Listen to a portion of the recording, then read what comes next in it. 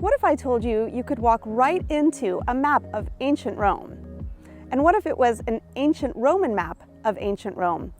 A marble map at that. That is exactly what we're going to do when I take you inside the museum, which is just behind me. I'm here at Rome's newest park and museum, and it is truly amazing. Just take a look at where I am. I've got the Colosseum just behind me. To my right is the Palatine Hill. We are smack dab in the middle of ancient Rome. So if you are a lover of the ancient stuff, this site is for you. So what is this park exactly? Well, it's made up of two pieces. The first is this park where I'm standing. It's called the Parco Archeologico del Celio. And the Celio is the Celian hill, or one of the 7 hills of Rome. The other part is the new museum called the Museo della Forma Urbis, or the Museum of the City Map, which is the marble map, which I'm going to explain in just a bit. In this video, I'm going to share both parts of this newly opened archaeological park, and I'll be sharing with you some interesting tidbits that almost nobody is talking about. Let's dive in. First of all, logistics. How did I get here? I came down the Clivo di Scauro, which is one of the ancient streets of Rome, and it's actually a beautiful street to walk down all by itself. It's part of this area that very few people really visit, although more people are doing so now because of this park.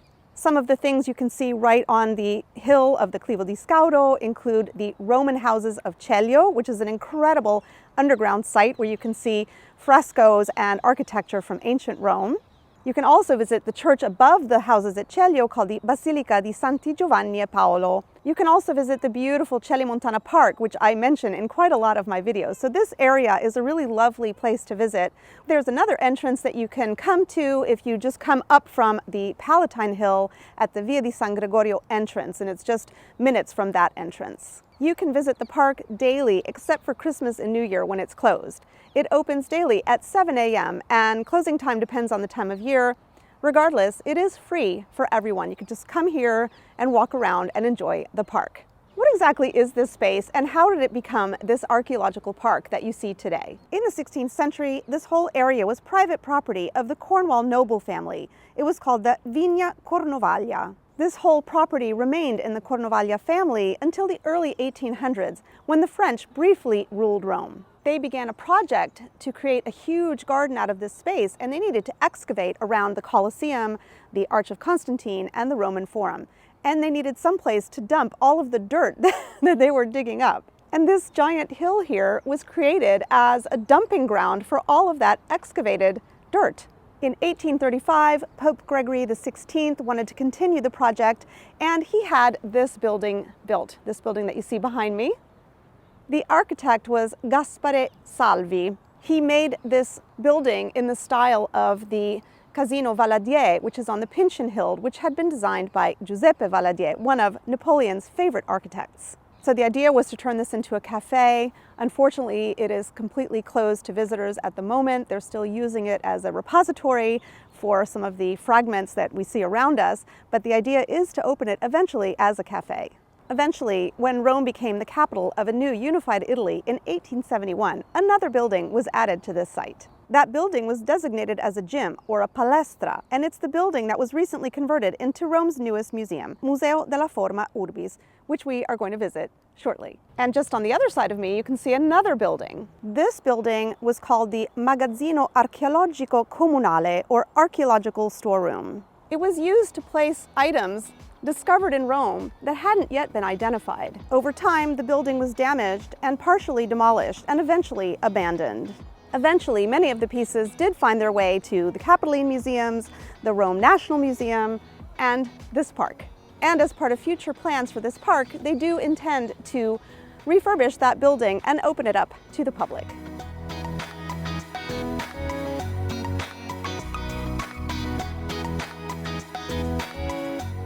The park is divided into 4 segments: architectural elements, public monuments, religious items, and funerary monuments. This is the section of the park that has to do with architecture.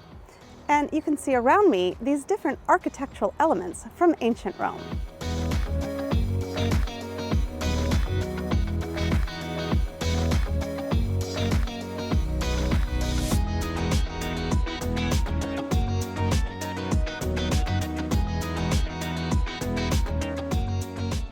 just see some examples of the many different colors of marbles used in ancient Rome, most of which came from other parts of the Roman Empire, as they were not native to Italy. This little piece of architecture lying on its side here in this park is pretty amazing. Let me show you something that most people have no idea is even there.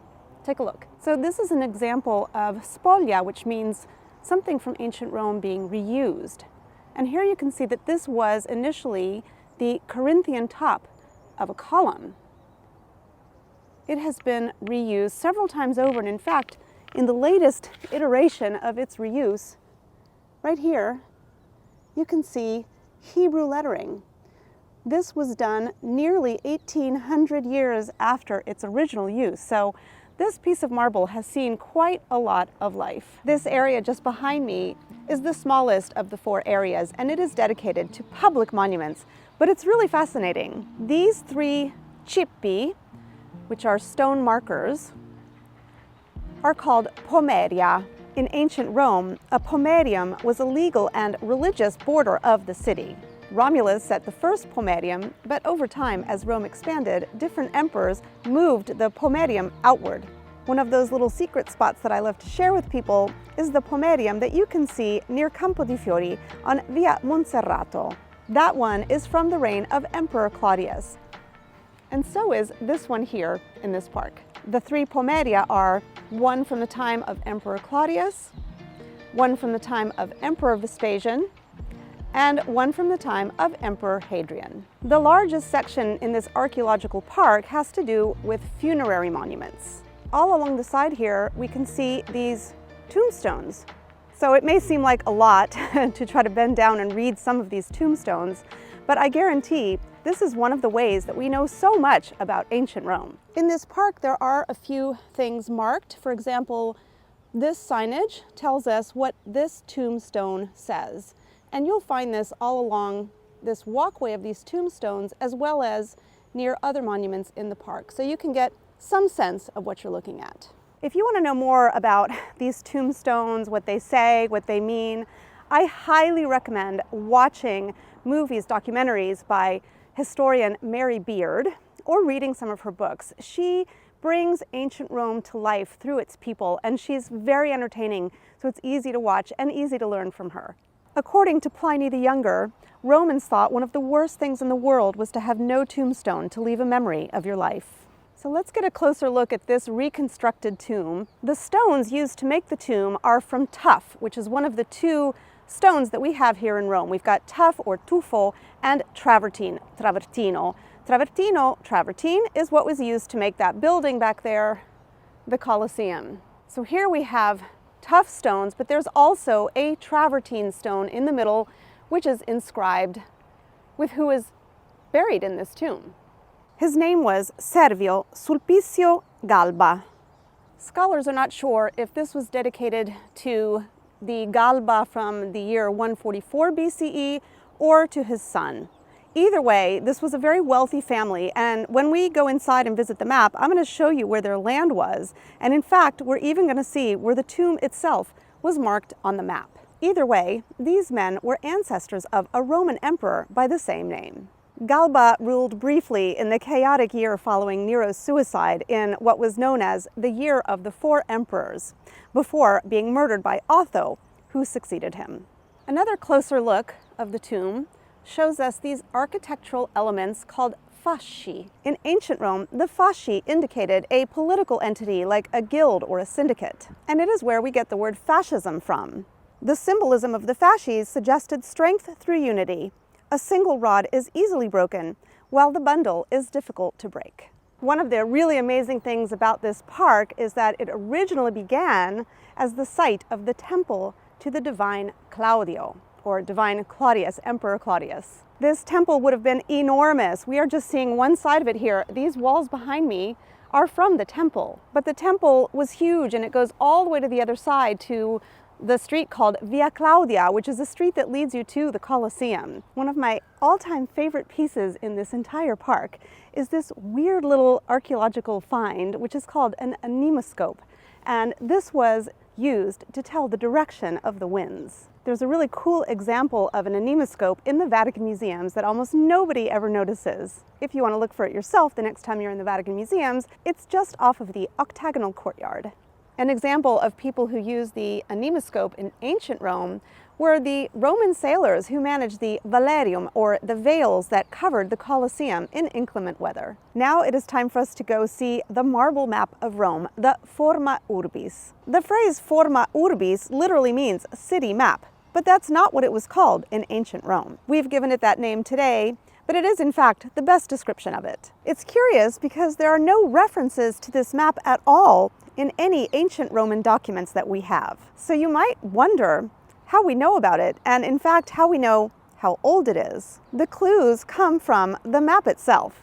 I'm coming to that, so keep watching. Sometime between the years 203 and 211 CE, 150 marble slabs were mounted onto a wall of a large room called an aula inside of the Templum Pacis in Rome, a structure that had been built under Emperor Vespasian in the 1st century. The map measured around 18 by 13 meters, or 60 by 43 feet. The slabs were arranged in 11 rows. The map depicted the ground plan of every architectural feature in the ancient city, from large public monuments to small shops, rooms, and even staircases at a scale of 1 to 240. Following standard practice, the map was oriented with the southeast at the top. At one time, people thought that this map might have actually been used as a map of the city of Rome that people could navigate from. But that's a little hard to believe considering how huge it was and how hard it would have been to ascertain a lot of the details from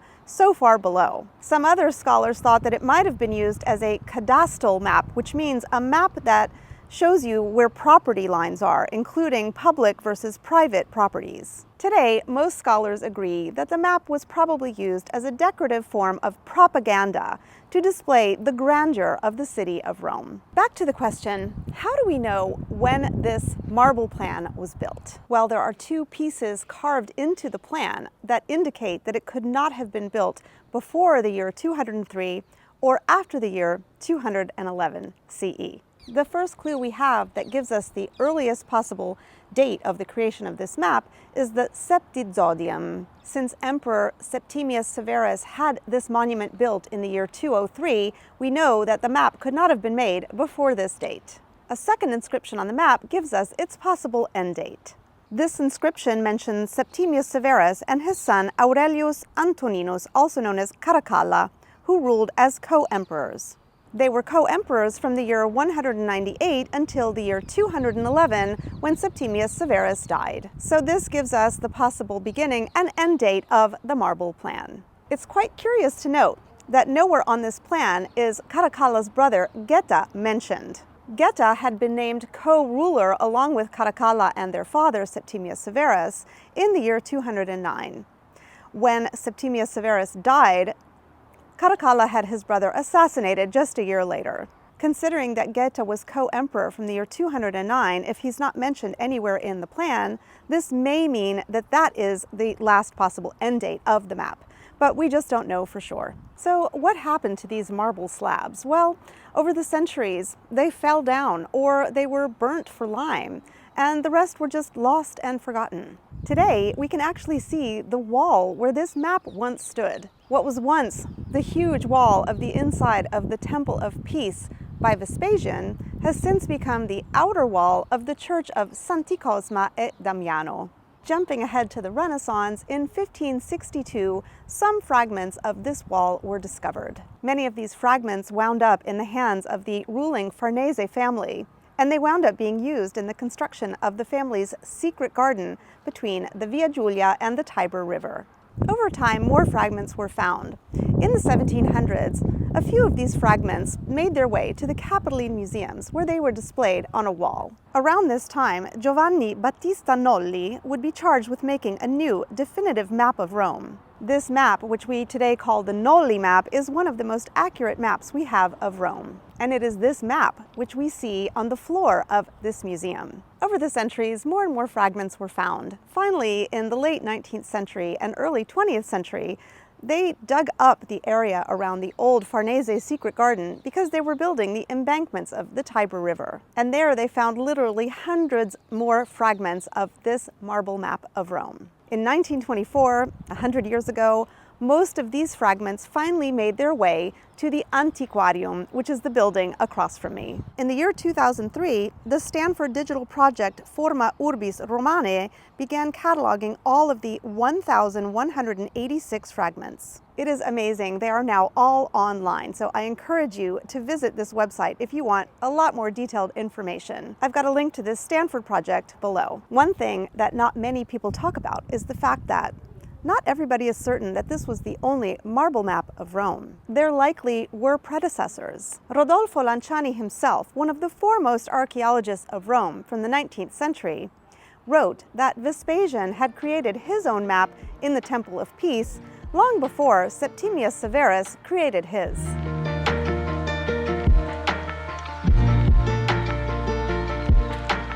So what they've done, they've superimposed this Noli map on the floor, and underneath they've added the marble slabs that correspond to the Noli map. It's astounding how well they match up considering the difference in their ages. The marble map was made in the 3rd century and the Noli map was made in the 18th century. They've only managed to place 200 of the fragments on this floor, which means only about 10% of the fragments that they have. And as you can see, it's never going to be a complete map.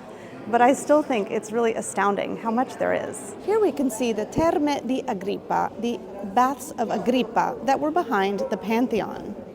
Take a look at the two fragments side by side, the Terme di Agrippa and the fragment next to it. They are completely different colors. Does that mean anything? Maybe. One scholar proposes that this fragment is actually from the original Vespasian map. Here we have Largo Argentina. You can make out temples A, B, and C. Here is the Theater of Pompeii, Teatro di Pompei. Here's the Theater of Marcellus, Teatro di Marcello. So how do we know where that Galba tomb was located on this map? Well, there's a little hint here on the wall.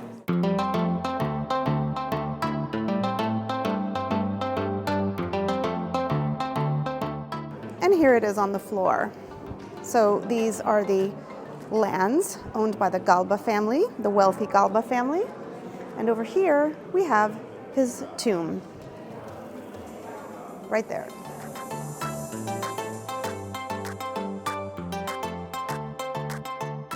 It's really well designed. They have this wall here with a key to all of the architectural elements so that you can recognize them as you go around the floor.